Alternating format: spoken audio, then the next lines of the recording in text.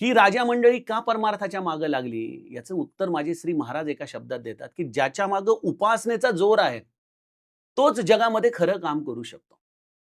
म्हणजे ज्याने उपासना केली आहे, तपश्चर्या केली आहे आणि मग जेव्हा तो फील्डमध्ये येतो, त्यावेळेला त्याच्याकडून काहीतरी उत्तुंग कार्य होतं.